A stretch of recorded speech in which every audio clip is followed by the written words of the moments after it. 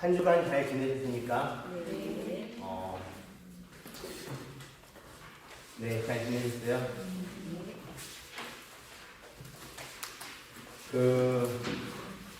문제를 내겠습니다. 11월 11일이 무슨 날인가요?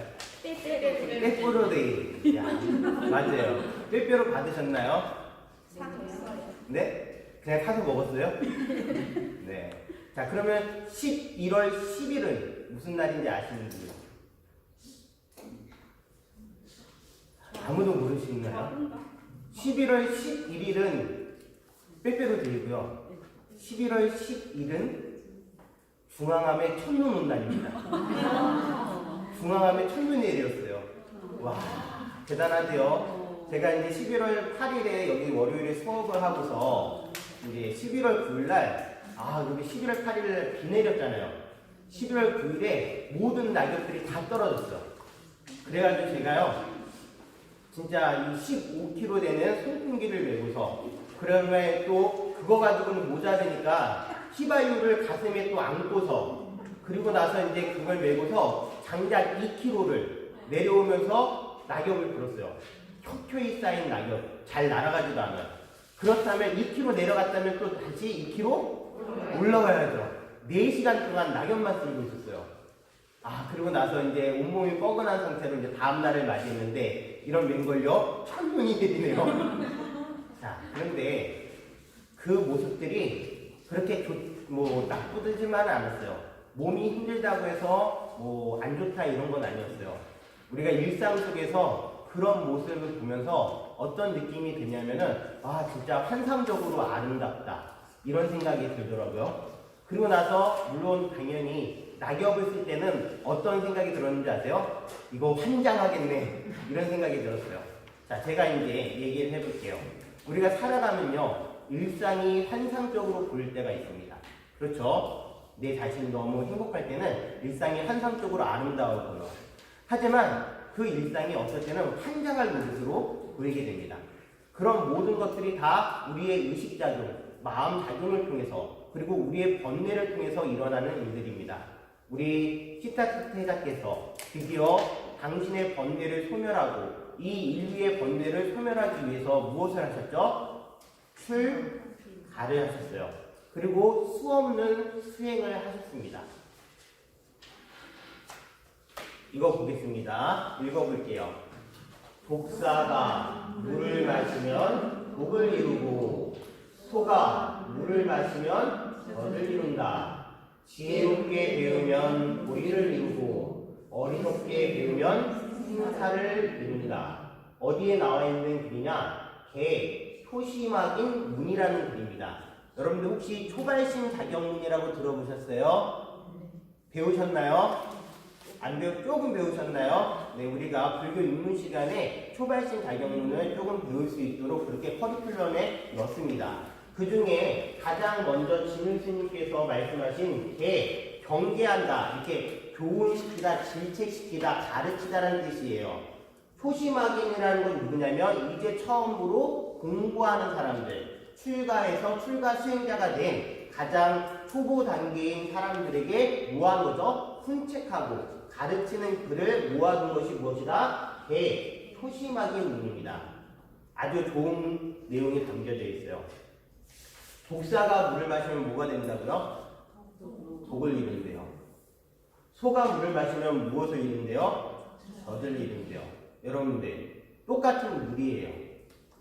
우리는 똑같은 것을 흡수하면서 어떤 사람은 그걸 가지고 남을 괴롭히는 무기를 만들 수도 있고요. 어떤 사람은 남을 치료하는 사랑의 감정을 일으킬 수 있는 아주 대단한 자애의 마음을 낼 수도 있는 겁니다.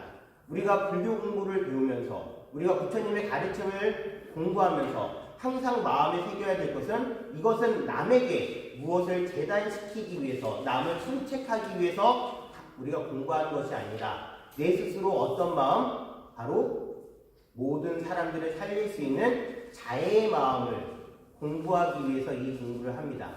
우리 시타르타테자 출가하신 보살님께서도 당신의 공부를 남을 해롭게 괴롭히는 남을 해롭게 하는 그러한 방향이 아니라 남을 치유하고 살찌게 할 수 있는 그러한 방법으로 공부의 방향을 뭐 하셨죠?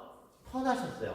그래서 지난 시간에 우리가 뭐라고 배웠냐면 사고의 대전환이라고 공부를 했습니다. 지금까지 수없이 많은 고행을 하셨어요. 이 세상에 어떠한 사람도 그 같은 고행을 한 사람이 없다라고 선언할 수 있을 정도로 그 수없이 많은 고통의 수행을 통해서 오로지 당신의 몸만을 괴롭혔다라는 생각을 하시고 이것으로서는 모든 인류의 고통을 치유할 수 있는 그러한 깨달음에 이를 수 없다라고 생각을 뭐 하시죠? 전환하십니다. 그래서 이제 드디어 누가요?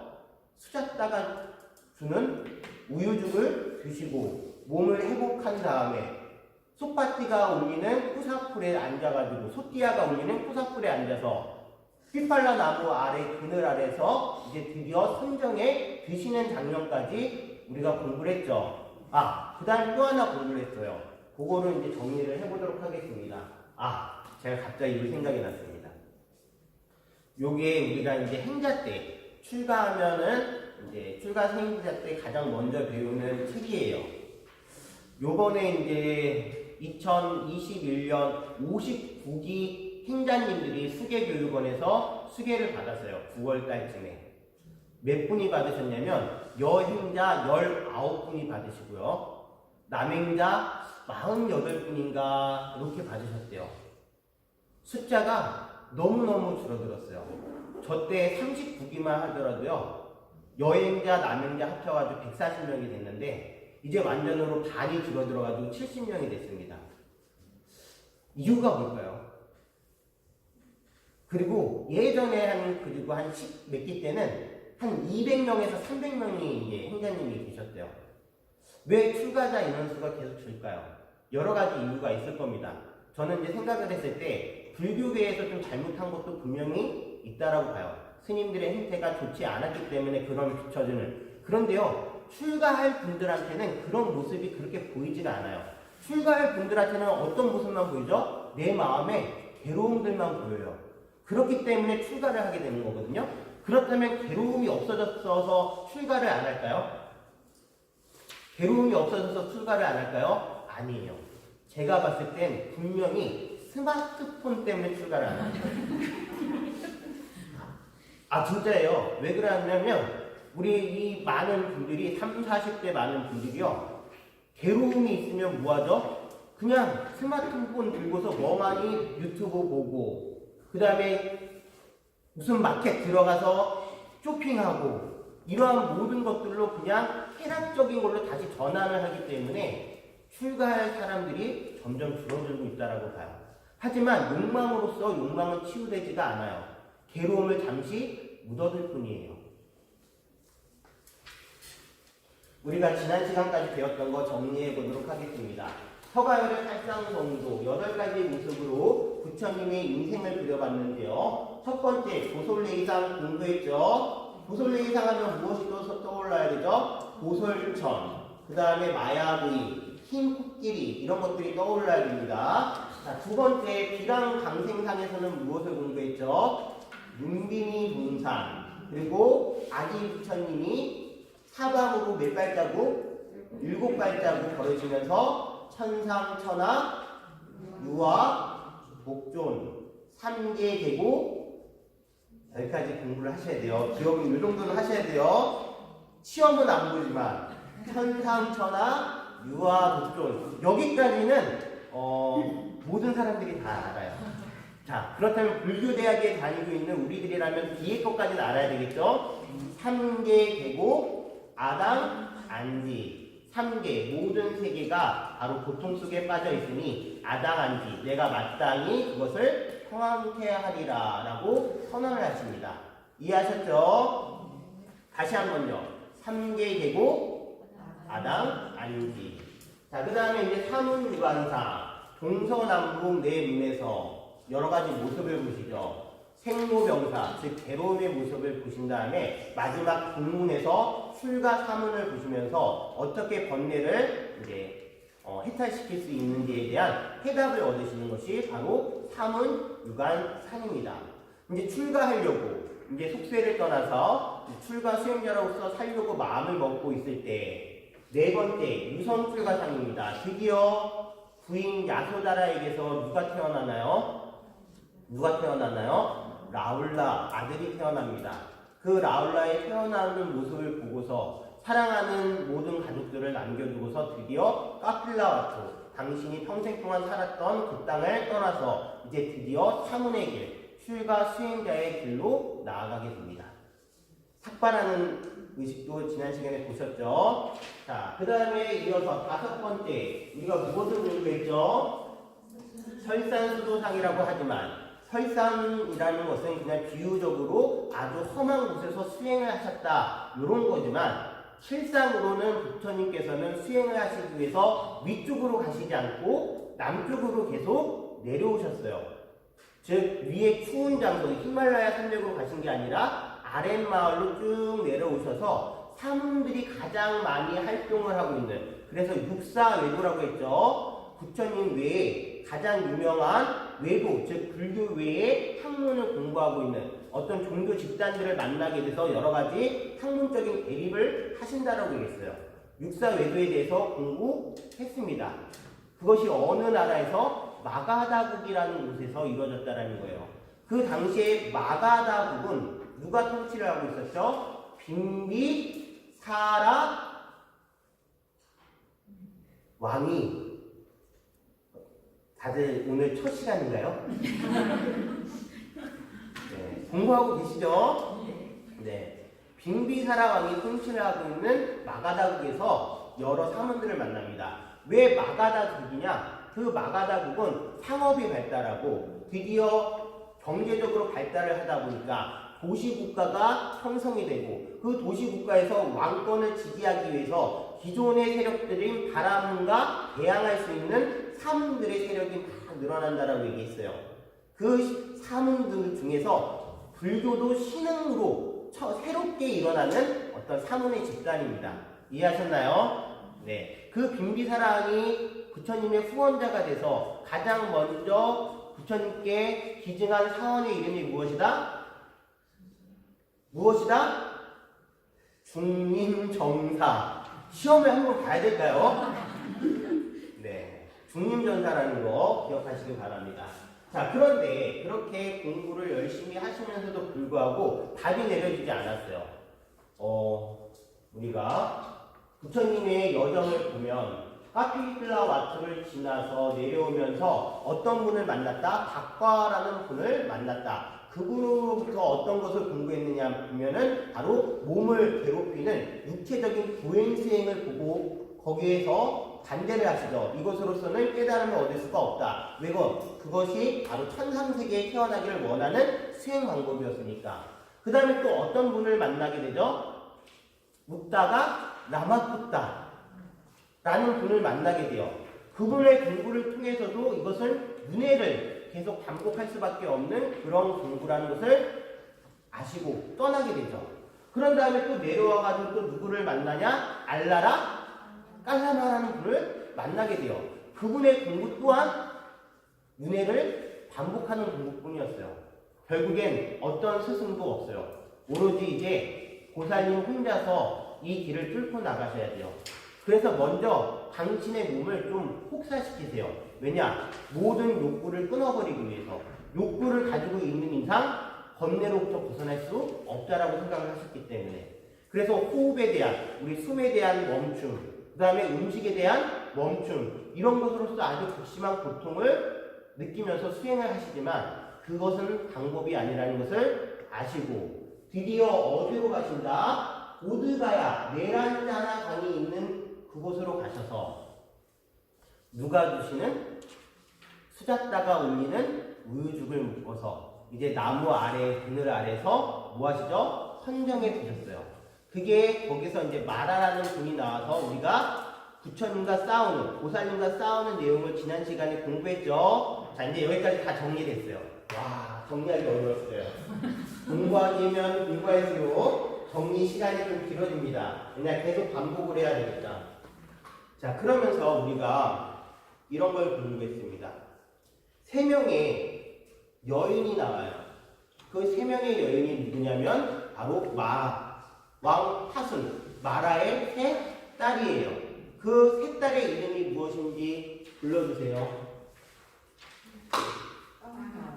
네? 빨리요 말고요. 우리 한문으로 되어 있는 부분요. 가래, 혐오, 탐욕. 자, 이거에 대한 이야기를 했었나요? 안 했었나요? 했습니다. 이 세 가지 번뇌가 우리가 가지고 있는 번뇌 중에서 가장 강력한 번뇌라고 이야기를 했습니다. 여러분 이제 생각을 해보세요. 탐욕이라는 거요. 다른 말로 어떤 거에 대한 욕심이에요. 내가 무언가를 갖고 싶다는 생각. 여러분들 혹시 상사병 걸려보신 적 있으세요? 없으세요? 아, 없으시구나. 죄송해요. 자, 그러면은 뭘 설명을 해야 되지? 차! 명품 가방? 이런 거에 대한 욕심이 나보신 적이 있나요? 없나요? 없어요? 있어요? 다행이네요. 네. 어떤 거에 대한 무력이 일어났을 때 우리가 그것을 갖지 않으면은 상당히 마음이 뭐라 그러냐면 울적해질 때가 있어요. 어느 모임에 나갔어요. 우리 중학교 모임, 고등학교 모임에 나갔는데 그 친구가 남편이 선물해줬다고 하면서 무언가를 딱 보여주는데 그것이 너무 부러운 거예요. 그 순간 그것이 갖고 싶다라는 생각이 드는 순간부터요. 남편이 막 미워져요. 화가 나요. 내 인생이 막 왜 이런지 모르겠어요. 그런 경험이 있으신가요? 자, 제가 다 드라마 보고서 공부를 해서 그래요. 네. 욕심이 일어나면 그거에 대한 가래가 일어납니다. 가래라는 것은 다른 말로 집착이에요. 집착이 일어나는 순간 우리는 거기서 헤어나올 수가 없어요.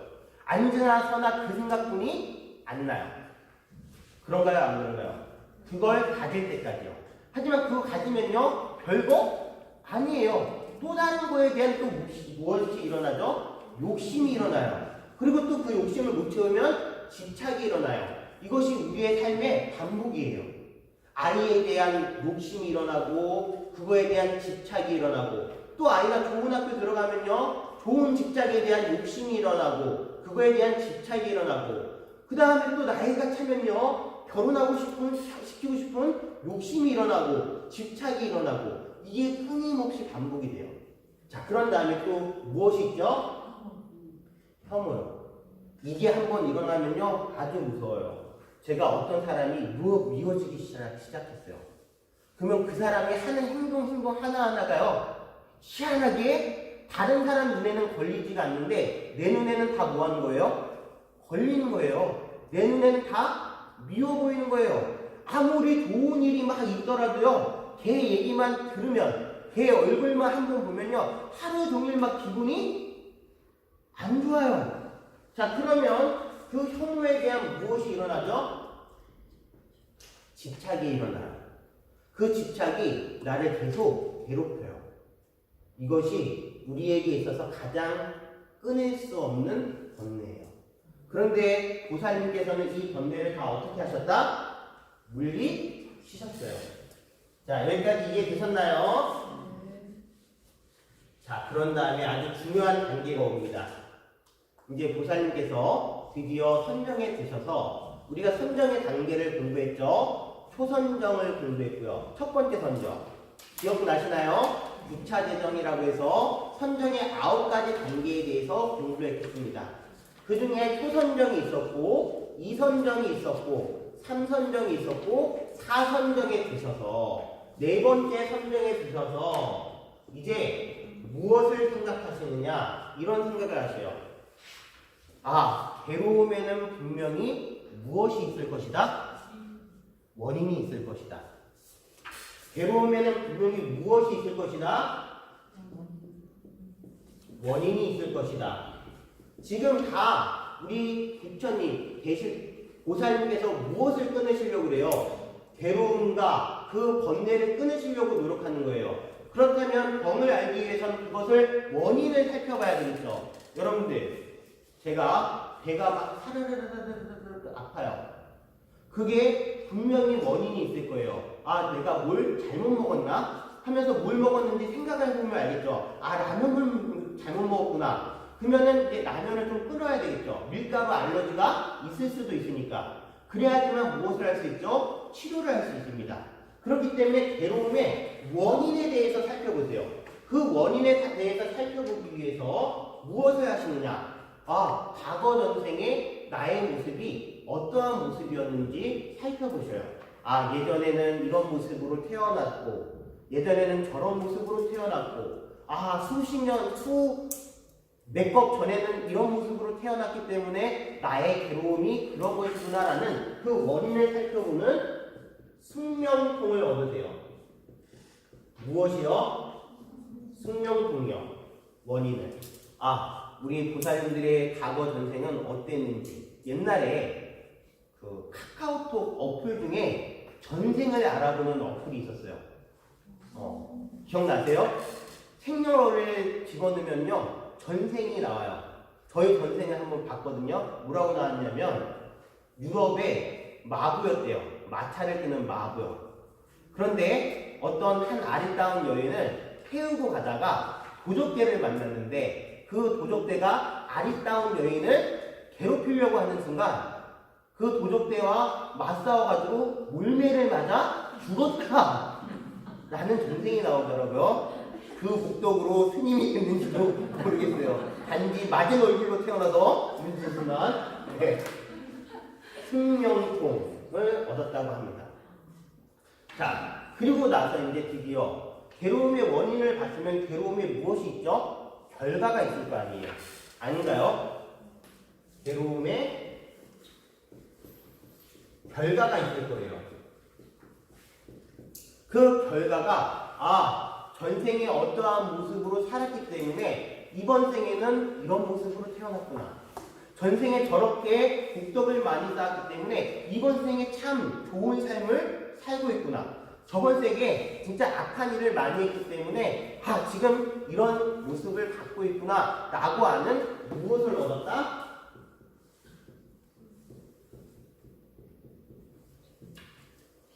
천안통을 얻으세요. 이해하셨나요? 여기까지요. 결과를 보는 힘을 얻는 거예요. 여러분들 예전에 한 스님이 도력이 높은 스님이 어떤 마을을 지나가고 있었습니다.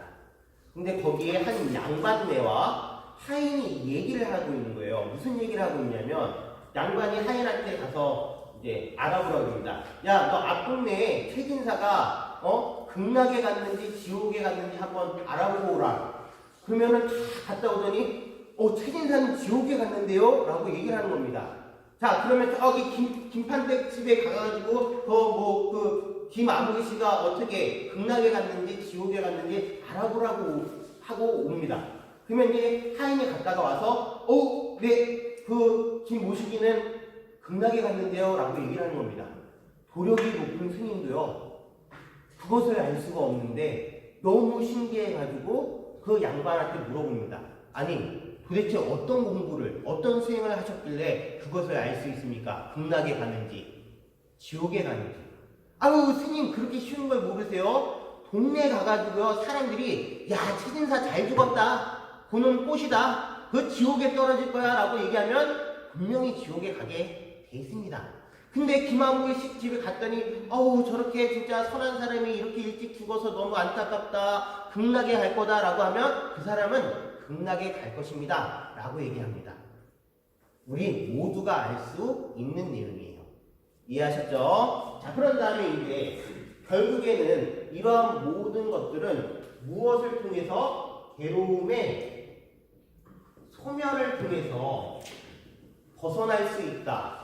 번뇌를 없애야지만 이 모든 괴로움의 윤회로부터 벗어날 수 있다라고 이제 분명히 아시는 무엇을 얻게 되신다? 무진통을 얻게 되세요. 이것이 바로 깨달음으로 가는 방향입니다. 이해하셨나요? 자, 우리가 이제 수화항망의상에서 공부했던 내용이고요. 영상 하나 보도록 하겠습니다. 뒤에 불 좀 꺼주시겠어요?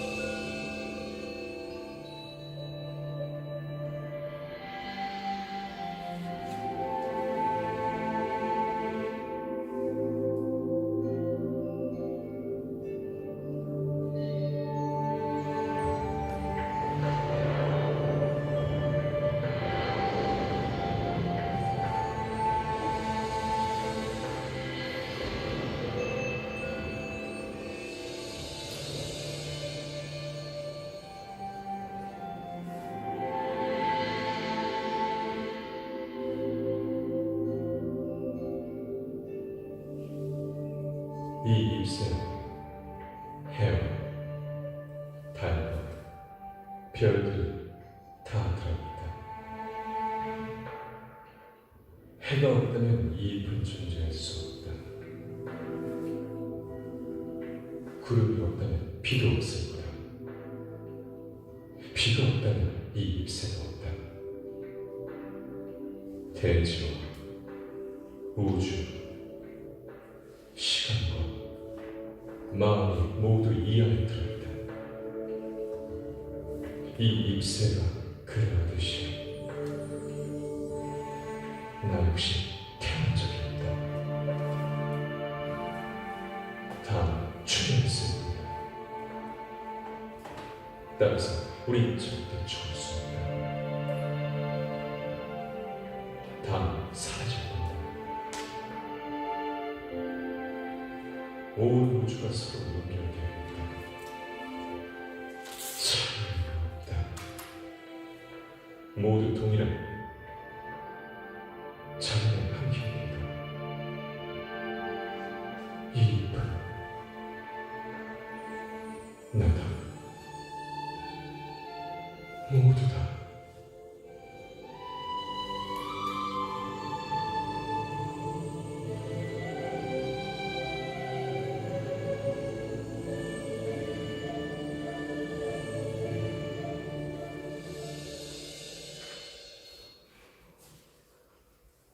잘 보셨나요? 이제 드디어 보리수 나무 아래에서 우리 보살님께서 위대한 깨달음을 얻으시는 장면입니다. 물론 이제 당연히 드라마에서 각색을 해가지고 묘사를 한 거죠. 벌이 이렇게 꽃가루를 묻혀가지고 꽃에 떨어뜨려주고 거기서 모든 또 자연현상이 일어나고 그런 다음에 나뭇잎이 하나 떨어졌습니다. 그 나뭇잎을 가지고서 거기서 무엇을 보시죠? 본인의 존재의 모습과 그리고 우주 전체의 모습을 즉 삼라만상을 보십니다. 참 어찌 보면은 작은 나뭇잎 하나 가지고 깊은 감상에 빠져드는 모습이라고 볼 수 있지만 여기에 불교의 모든 사상이 다 담겨 있습니다. 이 잎이 하나 나오기까지 이 잎에 있어서는 잎 하나만 존재하는 것이 아니라 모든 우주 존재가 이 잎에 존재할 수 있게끔 하는 무언가를 줍니다. 비가 내리고 따뜻한 태양이 비추며 땅에서는 아주 영양스러운 영양분들이 올라와야지만 하나의 잎이 존재할 수 있습니다. 우리 사람도 마찬가지죠. 태어나는 장소와 시간과 부모와 그리고 만나는 사람들과 그리고 그 배경 속에서 나라는 존재가 있을 수 있습니다.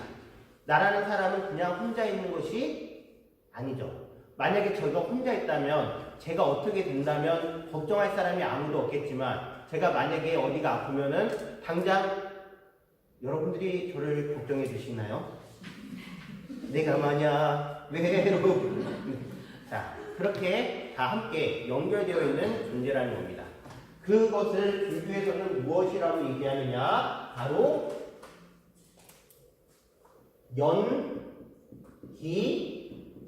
연기법이라고 합니다. 불교에 있어서 가장 위대한 발견입니다. 여러분들, 부처님께서는 진리를 만드신 게 아닙니다. 진리를 뭐 하신 거죠? 발견하신 겁니다. 떨어지는 나뭇잎에서 이 우주의 모습을 발견했듯이 진리를 뭐 하신 거다? 발견하신 거예요.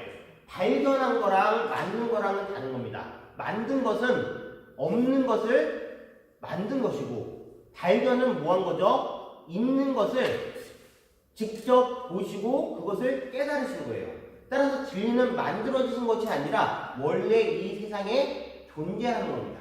하지만 우리는 보지 못할 뿐이고 부처님께서 뭐 하신 거다? 정확하게 보신 겁니다. 이해하셨나요? 여기까지. 자, 부처님께서 깨달음을 얻으신 뒤 오도송, 우리가 아까 전에 천삼천하 유아 독존 3계의 아담 안지가 탄생, 즉 태어나서 외친 그러한 노래라면 깨달음을 얻고 나서 외친 노래는 무엇이라고 한다? 깨달을 오자에 길도자 써서 오도송이라고 합니다. 읽어보겠습니다. 한량없는 세월의 생사윤회 속에서 집을 짓는 자가 누구인지 알려고 찾아 헤매다 찾지 못하여 계속하여 태어났다니 이는 괴로움이었네. 보세요. 누가 있었다고요? 집을 짓는 자. 즉 계속 윤회를 반복하게 하는 자가 있었다는 겁니다. 그래서 괴로움에 반복을 했다라는 거예요. 자, 그런데 보세요. 집을 짓는 자여, 나는 이제 너를 보았네. 너는 더 이상 집을 짓지 못하리. 모든 석가래는 부서졌고 대들보는 산산이 조각났으며 나의 마음은 열반에 이르렀고 모든 욕망은 파괴되어 버렸도다. 이제 드디어 집 짓는 자가, 즉 나에게 윤회를 계속 반복하게 하는 자가 누구인지를 분명히 보셨기 때문에 그러한 번뇌인 모든 석가래와 모든 대들보가 다 파괴되어 버리고 이제는 더 이상 뭐하지 않는다? 집을 짓지 않는다. 윤회를 반복하지 않는다라고 선언하신 겁니다. 이해하셨나요? 자, 그렇다면 여러분들 도대체 우리에게 생사윤회를 반복하게 하는 집을 짓는 자는 누구일까요? 여러분들 그 벌레 중에 이렇게 자기 똥을 막 들리는 네? 새똥구리 아세요? 그러면 나중에 그게 확 커지는 거 보셨어요? 조그맣게 막 들리다가 그게 계속 뭔가 먼지가 묻고 그런 다음에 뭐 오염물이 묻어가지고 나중에 큰 것이 돼요. 우리의 삶이 그렇다라는 거예요. 작은 번뇌를 계속 반복해서 굴리면서 계속 키워나가고 있어서 나중에 큰 아주 오염 물질을 만들어요. 근데 이 새똥구리는 그것이 자기가 열심히 산 거라고 생각을 해요. 하지만 무엇하고 있었죠? 번뇌를 계속 크게 만들었을 뿐이에요. 쳇바퀴만 계속 돌고 있었을 뿐이에요. 그렇다면 집을 짓는 자가 누구인지 한번 보겠습니다. 인, 연, 생, 기라고 합니다. 인이라는 것은 바로 무엇이죠? 원인이고, 연이라고 하는 것은 무엇이죠? 조건입니다. 이 세상의 모든 것들이 원인이 있고 그것을 이루게 할 수 있는 조건이 있기 때문에 일어난다는 겁니다. 만약에 아까 전에 예를 들어서 한 그루의 나무가 있다. 자, 이 나무가 이 세상에 나오기 위해서는 먼저 무엇이 있어야 될까요? 무엇이 있어야 될까요? 그렇죠. 나무가 될 수 있는 씨앗이 있어야 됩니다.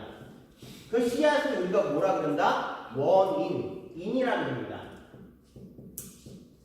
자, 그런 다음에 씨앗만 있는다고 해서 거기서 뭔가 나와가지고 나중에 큰 나무가 될 수 있나요? 없나요?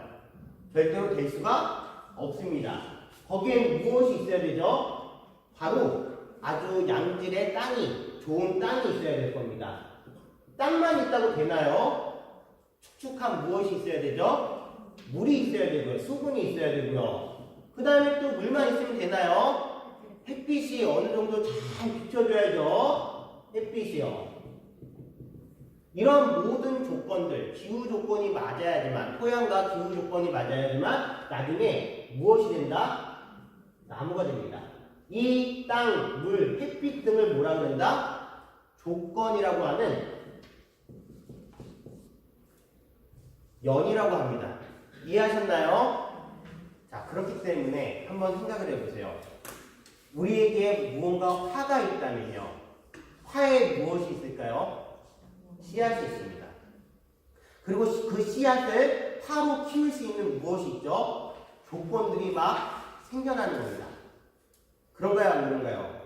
근데 그 씨앗은요, 대체적으로 어디서 발현되는 경우가 많냐면 내 안에 있는 작은 마음에서 그 씨앗이 발현됩니다. 그런데 그 조건들이 맞아떨어지죠. 나를 화나게 하는 사람들, 나를 화나게 하는 상황들, 나를 화나게 하는 뭔가 알 수 없는 뭐 기분들 이러한 모든 것들이 합쳐져 가지고 무엇으로 발현된다? 불로, 화로 발현이 됩니다. 하지만 보세요. 무엇이 없으면 이 조건들이 다 필요가 없죠? 무엇이 없으면, 씨앗이 없으면 아무리 땅, 물, 햇빛이 좋아도 씨앗이 나무가 될 수 없는 거죠. 무엇이 없으면, 씨앗이 없으면. 그렇다면 내 번뇌에 씨앗이 없다면, 내 화에 씨앗이 없다면 아무리 나쁜 상황이 오고 기분 나쁜 사람이 있다고 하더라도 그것이 화가 될까요? 안 될까요?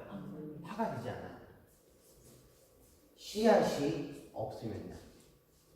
이해했죠? 그래서 우리 부처님 가르침은 모든 원인을 물론 남 탓을 하는 건 안 돼도 나의 탓을 하는 것이 아닙니다. 하지만 그 원인을 나로 꿰뚫어 보는 거예요.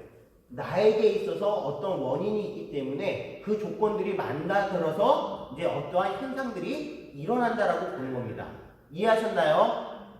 이해하셨나요? 그렇기 때문에 큰 공부입니다. 조건들과 상황들을 보는 것이 아니라 그것이 눈을 되돌려서 누구를 보고 있기 때문에 나의 번뇌의 뿌리들을 씨앗들을 보고 있기 때문에 가장 큰 공부라고 얘기할 수 있습니다. 그것이 연기법이면서 바로 인연생기입니다. 이것이 있으므로 저것이 있고요. 저것이 있음으로써 이것이 있습니다. 따라서 이것이 소멸하면요, 저것이 사라지고요.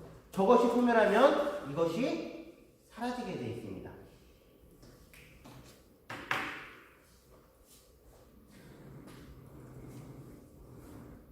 어떤 사람과 미움이 있어요. 제가 어떤 사람을 미워해요. 그러면 그 사람도 저를 미워할까요? 좋아할까요? 대체적으로 미워하는 경우가 많습니다. 서로 같이 작동을 해요. 내가 어떤 사람을 미워합니다. 근데 그 사람이 한없이 큰 마음으로 저를 사랑하고 있어요.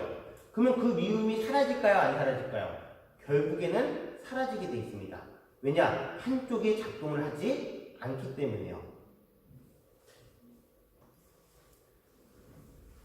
요거 조금 어려운 부분인데 이거 하겠습니다. 무엇이라 그러죠? 12연기법입니다. 연기법을 보다 구체적으로 나눠서 도대체 우리의 번뇌의 씨앗이 무엇인지를 알려주는 것이 무엇이다? 12연기법이에요. 자, 우리 부처님의 세계를 보도록 하겠습니다. 몇 페이지 펴시냐면 113쪽을 펴실게요.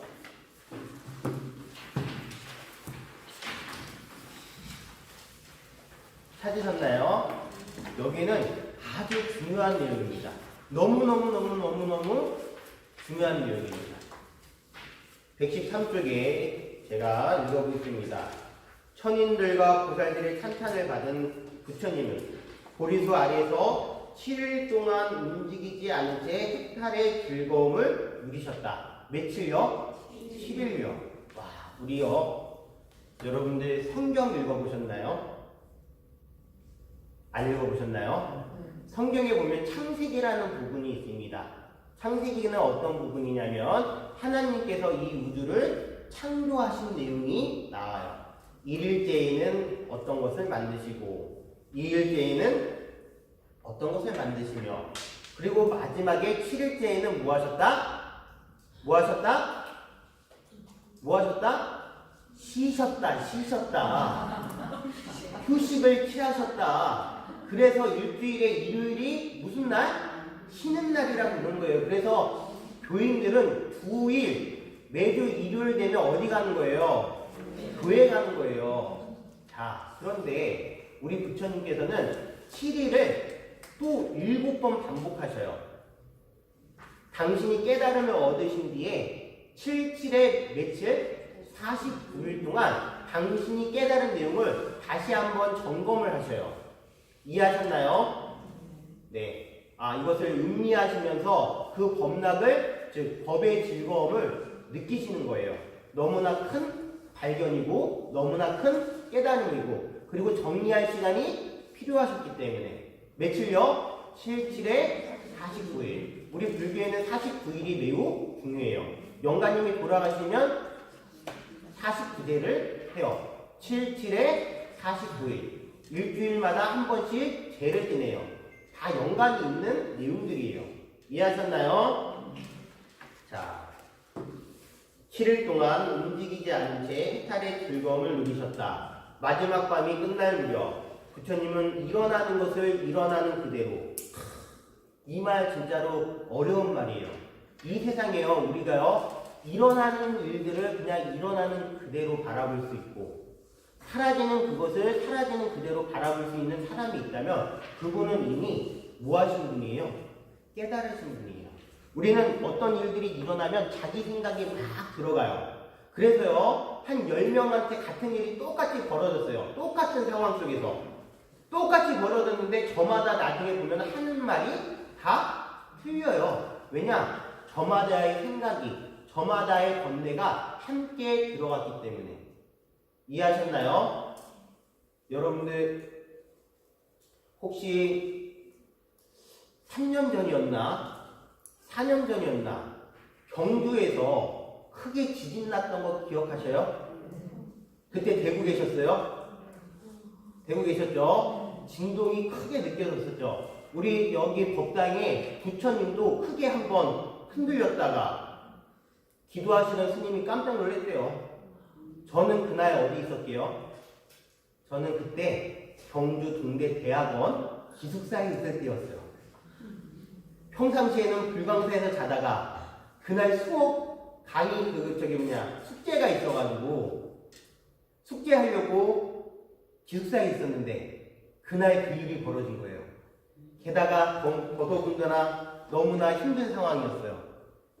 저녁을 먹고서 과제를 막 하고 있는데 뭐의 신호가 온 거죠? 배의 신호가 왔어요. 그래서 어딜 갈게요? 화장실에 갔어요. 이런 맹거에 화장실에 들어갔는데요, 건물이 이렇게 있다가 야, 이거 지진이다, 큰일 났다. 그 순간에 어떤 생각이 드는지 아세요? 이것을 어떻게 하고 나가야 되냐? 그냥 바지만 올리고 나가야 되는 것이냐? 애매한 상황이었어요.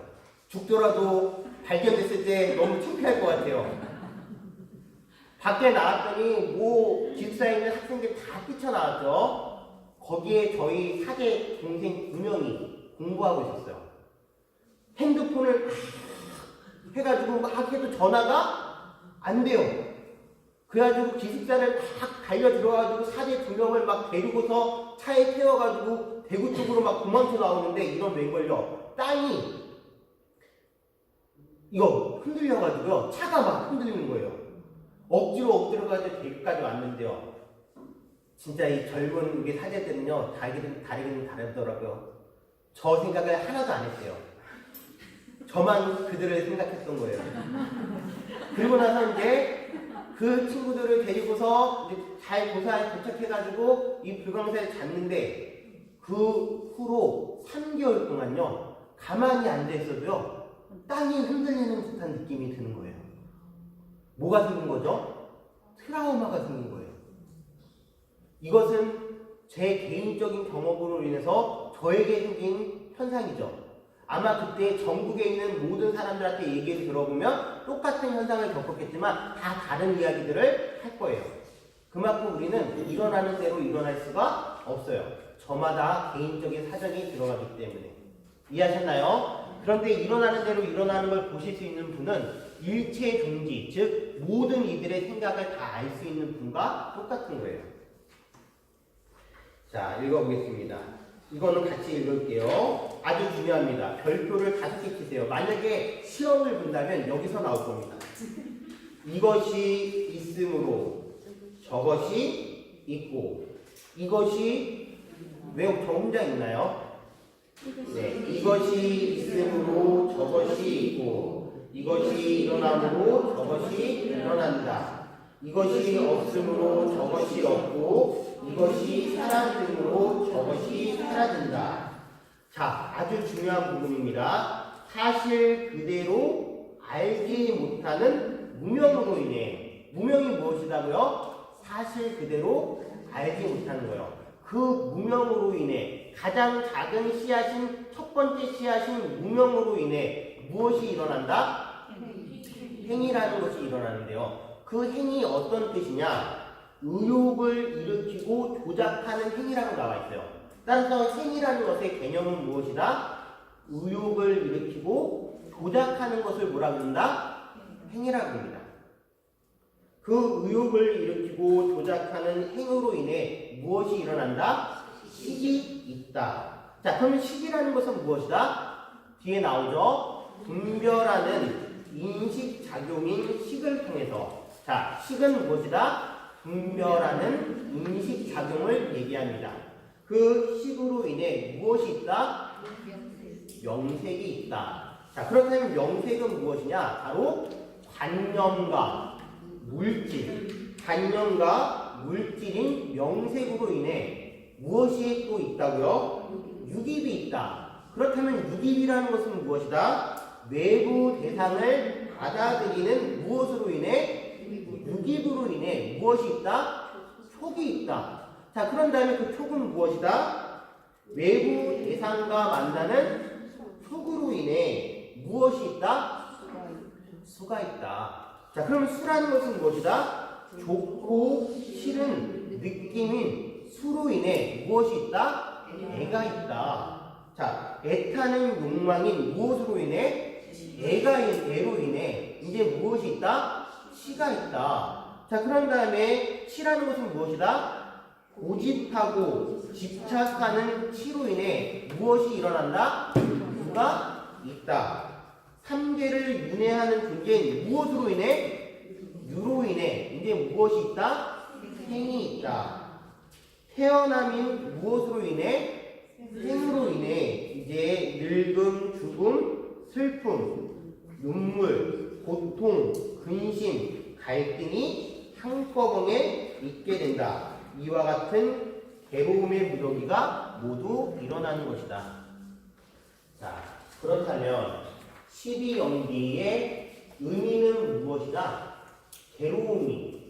괴로움의 무더기, 생, 노, 병, 사, 고통, 슬픔, 근심, 우울 이러한 모든 것들이 다 무엇으로부터 발생을 한다? 바로 무명으로부터 시작이 된다는 거예요. 우리는 그 씨앗을 보고 있는 거예요. 괴로움의 무더기가 일어나고 있는 그것을 만들어내는 무엇? 씨앗을 보는 거예요. 원인 그 자체를 보는 거예요. 무명을 뭐라고 설명했어요? 사실 그대로 보지 못하는 것 때문에 결국에는 무엇이 일어난다? 괴로움이 일어난다는 거예요. 이해하셨나요? 자, 우리가 늙습니다. 늙나요? 안 늙나요? 그러면 늙으면 왜 이렇게 난 늙지? 거울 보면서 진짜 옆집 누구처럼 필라를 맞을까? 물감을 낼까? 죄송해요. 네, 이런 생각을 하고 있다면 그것은 무엇 때문에 그렇죠? 늙음이라는 것이 자연스러운 것이라는 것을 보지 못하는, 즉 사실 그대로 보지 못하는 무엇 때문에? 무명 때문에 결국엔 발생을 하는 거예요. 물론 쉬운 예로서 얘기를 한 거지만 그것이 우리의 괴로움을 일으키는 가장 첫 번째 원인이라는 것을 여러분들 꼭 알아두세요.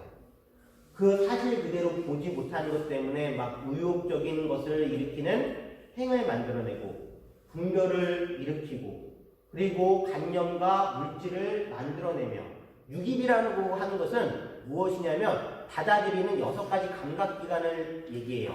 그것이 무엇이죠? 바로 눈, 코, 입, 귀 뭐 이런 것들, 즉 그 감각기관을 통해서 우리는 대상과 마주하게 돼요. 대상과 마주했을 때 결국에는 어떤 느낌을 받아요. 이것은 좋은 느낌, 이것은 싫은 느낌. 그렇다면 여러분들은 어떤 느낌에 집착을 해요? 좋은 느낌에 집착을 해요. 그것을 막 너무 갖고 싶어 해요. 그러다 보면 뭐하죠? 취하게 돼요. 됐죠? 그 취하다 보니까 이제 생사윤회를 반복하는 무엇이 있게 된다? 유라는 존재가 있게 된다는 거예요. 그것이 또 다른 생을 만들어내고 그 또 다른 생이 또 번뇌를 계속 일으킨다는 거예요. 무슨 말인지 이해하시겠어요? 이것은 우리의 삶과도 직면해 있지만 우리의 괴로움을 생각하시면 돼요. 우리의 괴로움이 어떻게 발생한다? 사실 그대로 보지 못했기 때문에 저것에 대한 여러 가지 의욕과 분별과 감각작용이 일어나서 결국엔 좋은 것을 취하려 하고 나쁜 것은 혐오하고 그 취한 거에 대한 애착을 막 일으키면서 결국엔 괴로움이 반복하고 있다는 거예요. 이해하셨나요? 자, 그렇다면 어떻게 하면 이 괴로움을 없앨 수 있을까? 그것을 보도록 하겠습니다. 이어서 읽어보겠습니다. 사실 그대로 알지 못하던 것에서 탐착을 떠나 어리석음이 남김없이 사라지면 끊임없이 일어나던 의욕과 도작이 사라진다. 의욕과 도작이 사라지면 분별하던 인식작용이 사라진다. 분별하던 인식작용이 사라지면 관념과 물질은 사라진다. 관념과 물질이 사라지면 외부 대상을 받아들이던 기능은 사라진다. 외부 대상을 받아들이는 기능이 사라지면 외부 대상과의 접촉도 사라진다. 외부 대상과의 접촉이 사라지면 좋고 싫은 느낌 등이 사라진다. 좋고 싫은 느낌 등이 사라지면 애타는 욕망이 사라진다. 애타는 욕망이 사라지면 고집과 집착이 사라진다. 고집과 집착이 사라지면 삼계를 윤회하던 존재가 사라진다. 삼계를 윤회하는 존재가 사라지면 태어남이 사라진다. 태어남이 사라지면 늙음, 죽음, 슬픔, 눈물, 고통, 근심, 갈등이 모두 사라진다. 이와 같이 괴로움의 무더기가 모두 사라지는 것이다. 여러분들, 어느 날 화가 막 나는 날요, 화내는 사람들은요, 그 화를 멈추면 자기가 지는 것 같아요. 그래서 계속 화를 내고 싶어 해요. 그래서 그 화로서 다른 사람들의 마음을 다 괴롭혀야지만 내 화가 내가 승리한 것 같은 생각을 들어요. 어떤 날요, 어떤 사람과 대화 속에서 그 대화를 계속 끊임없이 이어나가야지만 나라는 존재가 뭔가 있어 보이는 것 같은 생각이 들 때가 있어요. 그런데요, 그 굴레에 벗어나지 못하고 쓸데없는 말로 계속 시간을 보내고 있는지를 몰라요. 그것을 멈춰버렸을 때 위대한 한 발자국이 나아갈 수 있는 거예요. 화도 끊을 수 있고, 욕심도 끊을 수 있고, 근심도 끊을 수 있고, 우울도 끊을 수 있어요. 우울한 사람이 막 신나는 노래 들으면서 햇살 아래서 막 운동을 하고 이런 거 보신 적 있나요? 아니에요. 우울한 분들은요, 우울한 분위기를 막 만들어요. 집을 어둡게 만들고, 햇빛을 안 보고, 슬픈 노래를 들으며, 또 술을 좋아하시는 분들은 술을 곡차례 하시겠죠. 그러면서 뭐라 그랬냐면, 난 우울해. 난 너무 힘들어. 난 지쳐있어. 이렇게 얘기를 해요. 그건요, 결국에는 똑같은 것을 뭐하고 있는 거예요? 우울을 반복하고 있는 거예요. 그것을 딱 벗어버리고 햇살 열고 밖에 나가서 따뜻한 곳에서 산책도 하고 등산도 하고 하루에 10시간 정도 밖에서 햇빛을 쐬면요, 우울증이 없어진다는 이게 의학적인 통계가 나왔어요. 이해하셨어요? 결국엔 괴로움의 무더기는 누가 만들어냈다? 바로 보지 못하는 그 무명이라는 존재. 그 무명이라는 존재는 바로 나의 본 모습이에요. 이것을 인정해야지만 우리의 괴로움으로부터 벗어날 수가 있어요. 우리의 탐욕의 굴레로부터 벗어날 수가 있어요. 자, 이어서 보겠습니다. 두 번째 7일 자리를 옮겨 아작발라 나무 아래에서 법의 즐거움을 누리게 되었다. 한 바라문이 다가와 외다의 식구를 큰 노래로 흥얼거리면서 거만하게 물었다. 곧다마, 부처님께 그냥 이름을 부르는 거죠. 곧다마, 어떤 사람이 바라문이고 바라문의 특징은 무엇이라고 봅니까? 그러자 부처님께서 말씀하시죠. 스스로 악을 멀리하고 신분을 뽐내는 콧노래를 부르지 않으며 번뇌에서 벗어나 자기를 다스릴 줄 아는 사람, 그가 누구라고요? 바라문입니다. 청정한 삶을 살며 외다를 깊이 공부한 사람, 그가 누구라고요? 바라문입니다. 그러한 사람이야 바라문이라고 할 수 있고 세상 어디를 가도 비난받지 않을 것입니다. 이것은 아주 위대한 선언입니다. 여러분들, 인도에는 사성 계급이 있다라고 얘기했죠. 4가지 계급이 있습니다. 첫 번째, 가장 위에 종교적인 활동을 하는 브라만, 즉 바라문들이 있습니다. 그리고 두 번째, 국가를 다스리는 크샤트리아 종족, 즉 왕족과 귀족이 있고요. 평민인 다이샤가 있고요. 그리고 천민인 수드라가 있습니다. 그런데 한 바라문이 외다, 전통적으로 종교적인 가장 위대한 경전이라고 얘기하는 외다의 식구를 들면서 누구에게? 부처님께 바라문이 누구냐고 물어봤습니다.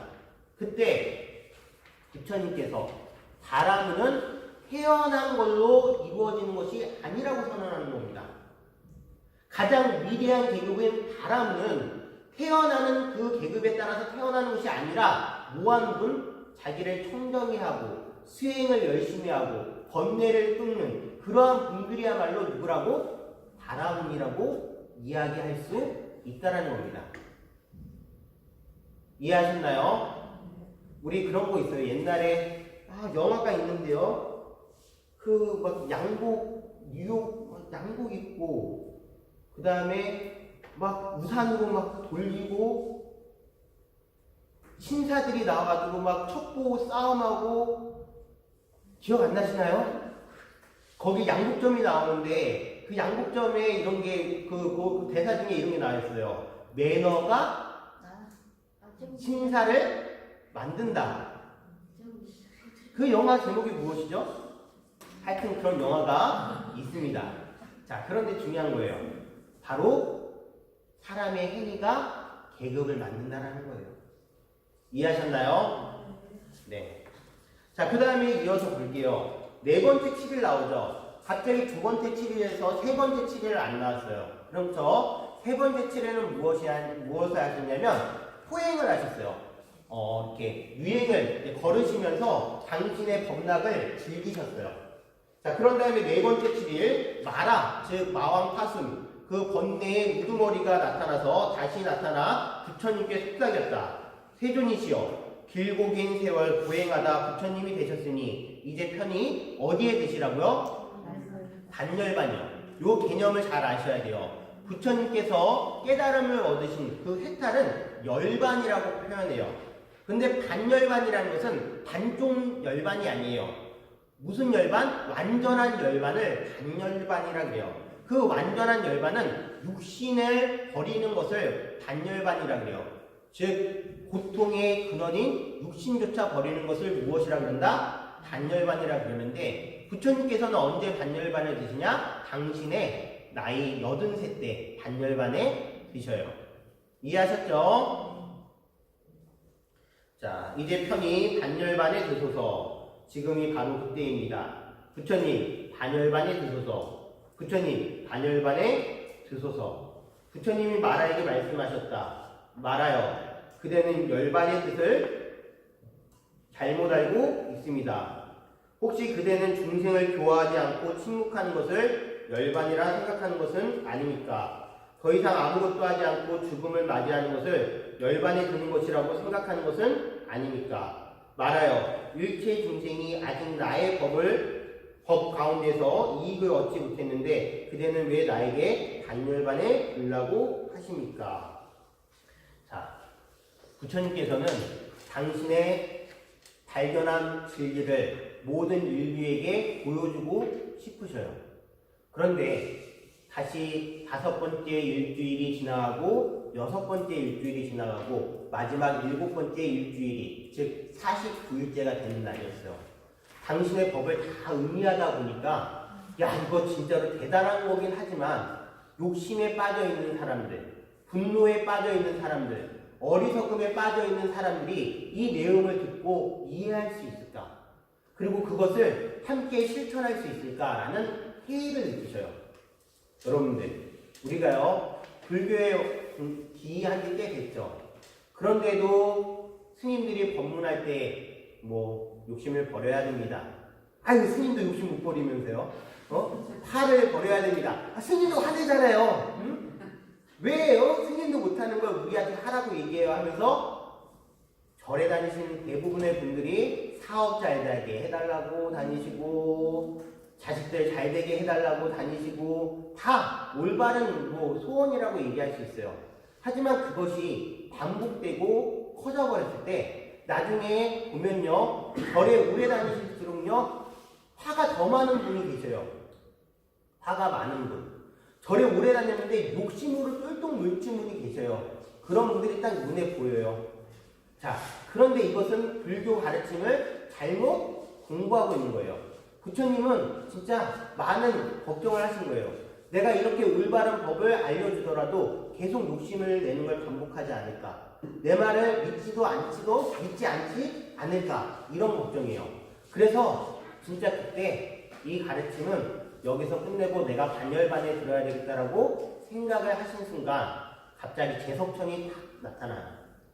제석천은 우리 사천왕 알죠? 동방의 지국천왕, 서방의 광목천왕, 남방의 증장천왕, 북방의 다문천왕을 다스리며 보리천의 왕인 누구시다? 바로 제석천이 나타나서 부처님께 가서 간청합니다. 부처님이시여, 이 가르침을 꼭 인류에게 펴시기 바랍니다. 그런데 제석천 가지고는 택도 없는 거예요. 이제 누가 나타났냐? 범천이라는 존재가 나타나요. 범천은 누구시냐면 인도 브라만 종교에 있어서 브라마로 대표되는 그 신적인 존재가 부처님께 기이하면서 이제 불교를 수호하겠다라고 맹세하는 분이 누구시다? 바로 범천이에요. 여러분들 나중에 테마 같은 데에서 보면, 지금 보여드리려고 했는데 테마 같은 데 보면 얼굴이 하나, 둘, 세 개 이렇게 달려 계시면서 팔이 한 8개 이렇게 달려 계신 분이 있어요. 그분이 누구시다? 바로 범천이에요. 범천. 그 범천이 부처님께 예의를 갖춰서 간청을 하는 거예요. 부처님이시여, 분명히 알아듣는 자가 있을 겁니다. 눈 밝은 자는 볼 것이요, 귀 밝은 자는 들을 것입니다. 그러기에 인류를 위해서 이 괴로움에서 벗어날 수 있는 방법을 모든 이들을 위해서 설해 주소서라고 권청을 드립니다. 그때 이제 부처님께서 마음을 탁 잡으시고 드디어 큰 발자국, 인류에게 당신이 발견한 법을 알려주기 위한 큰 발자국을 내리십니다. 이해하셨나요?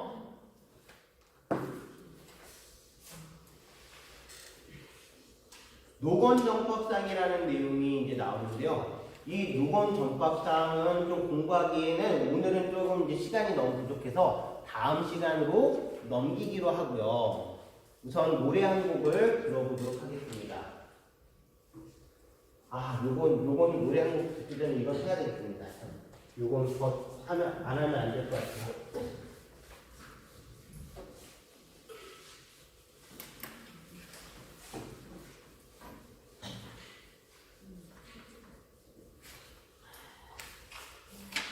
요거 공부하도록 하겠습니다. 부처님께서 아까 전에 발견한 진리를 뭐라 그랬죠? 12영기라고 했습니다. 그 12영기를 줄여서 얘기하면은 무엇이 되냐? 4가지가 됩니다. 그것을 뭐라 그러냐? 사, 성, 대라고 이야기해요. 사는 무엇이다? 4개. 성은 무엇이다? 잠깐만요. 성스럽다라는 거고요. 그 다음에 재는 진리라는 뜻입니다. 따라서 사성재라는 게 무엇이죠? 4가지 성스러운 진리를 발견하세요. 그 4가지 성스러운 진리를 지금 화면에서 나오고 있는데 뭐라고 표현한다? 오, 지, 멸, 도라고 표현합니다. 무엇이라고 얘기한다고요? 고, 지, 멸, 도. 고라는 것은 무엇이죠? 바로 괴로움입니다. 고통입니다. 그 괴로움과 고통을 뭐라고 표현한다? 고라고 표현합니다. 번뇌를요. 자, 부처님께서 이 세상에서 진리를 발견할 수 있었던 가장 위대한 발견은 무엇이다? 이 세상에 우리가 욕심내고 그 다음에 탐착하고 하는 모든 것들이 다 무엇이라는 것을 정확하게 보신 거죠? 괴로움이라는 것을 정확하게 보신 겁니다. 우리는요, 지난 시간에 이런 표현을 썼어요. 어떤 한 청년이, 사람이 광야를 헤매다가 큰 코끼리가 죽이려고 막 달려온 장면 공부했던 거 기억나시죠? 거기서 매달려 있는데 5가지 꿀이 떨어진다고 해서 그 괴로운 상황에서 그 쾌락에 빠져가지고 이것이 즐거움이다라고 아는 순간 문제는 해결되지 않아요. 이것을 무엇으로 보는 거죠? 고통이고 번뇌로 볼 수 있는 힘이 있어야 돼요. 이해하셨나요? 그런데 이러한 고통이 있으면 이것은 번뇌이다, 고통이다 라는 것을 알고 있다면 고통이 일어나는 원인이 무엇인지를 알아야 돼요. 그것이 무엇이다? 집이라는 거예요. 이것은 고통이다 라는 것을 정확하게 보시고, 그런 다음에 두 번째, 이것은 고통의 원인이다 라는 것을 정확하게 보시는 게 무엇이다? 집이라는 거예요. 그 집은 바로 다른 말로 하면 무엇이다? 달에 아주 끊임없는 집착이 바로 원인이라는 거예요. 그렇다면 세 번째, 무엇을 알 수 있는 거? 이것은 괴로움의 소멸이다라고 정확하게 알아보는 거. 그것을 뭐라 그런다? 멸이라 그래요. 어떻게 보면 소멸은 병을 낫게 하는 치유겠죠. 이것은 괴로움의 소멸이다. 그런데 보세요. 괴로움을 정확하게 봤어요. 괴로움의 원인을 정확하게 봤어요.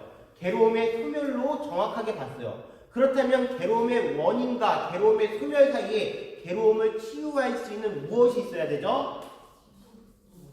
방법이 있어야 돼요.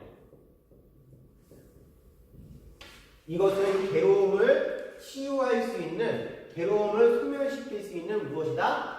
방법이다 라고 정확하게 보는 거. 이것이 바로 고, 진, 멸, 도예요. 이해하셨나요? 네, 오늘 나눠드린 유인물 잠깐 보도록 할게요.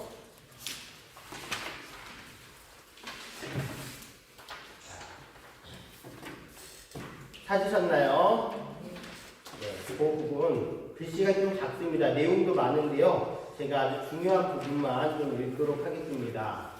이와 같이 나는 들었다. 한때 세존께서는 바라나시에서 20바타나의 녹야원에 멈췄다. 이건 물론 5명의 비구에게 설명하는 장면이지만 그 전에 부처님께서 즉 12연기를 깨달으실 때 이 사성제를 발견하시고 12연기에 대해서 발견을 하신 거예요. 그렇기 때문에 읽어드립니다.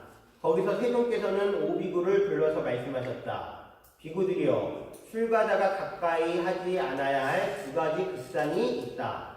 무엇이 둘인가? 그것은 저열하고 촌스럽고 검속하고 성스럽지 못하고 이익을 주지 못하는 감각적 욕망들에 대한 쾌락의 탐닉에 대한 대에 몰두하는 것과 괴롭고 성스럽지 못하고 이익을 주지 못하는 자기 학대에 몰두하는 것이다.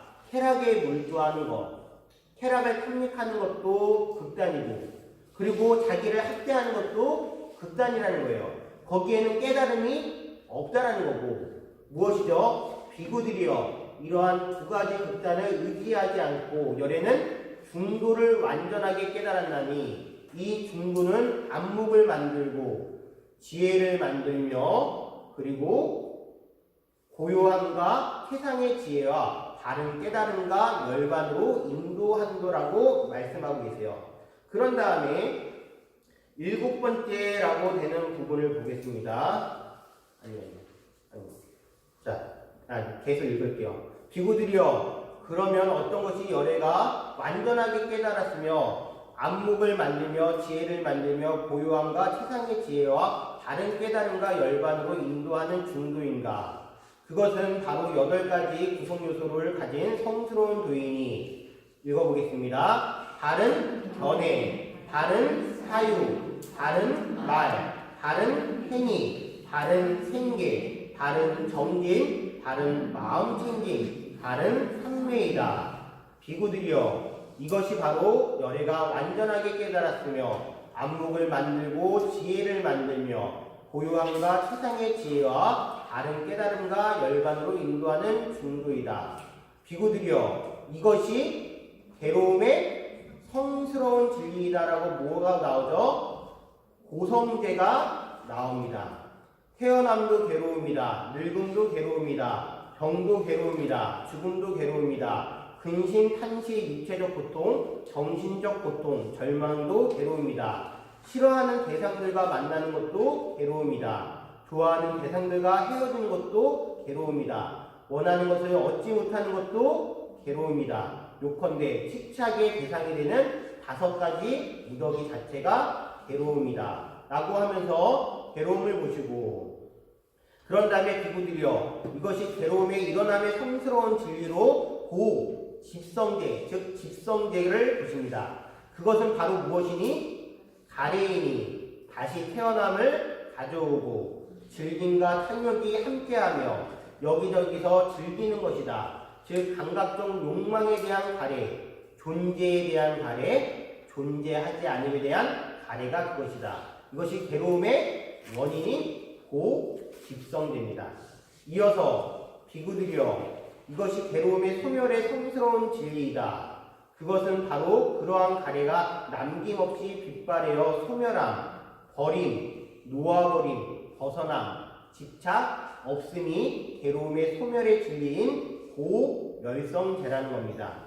자, 여기까지. 비구들이여, 이것이 괴로움의 소멸로 인도하는 도닦음의 성스러운 진리이다. 그것을 고성제이다 라고 표현합니다. 그것은 바로 8가지 구성 요소를 가진 성스러운 도인이, 다시 한번 나오죠. 즉, 읽어보겠습니다. 바른 견해, 바른 사유, 바른 말, 바른 행위, 바른 생계, 바른 정진, 바른 마음 챙김, 바른 판매이다.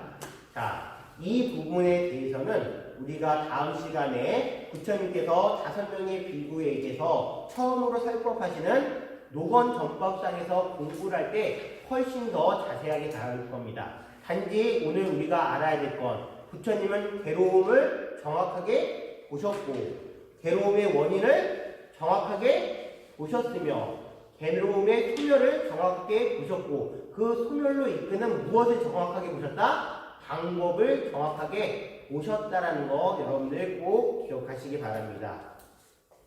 자, 여기까지 되셨고요. 노래 한 곡 듣도록 하겠습니다.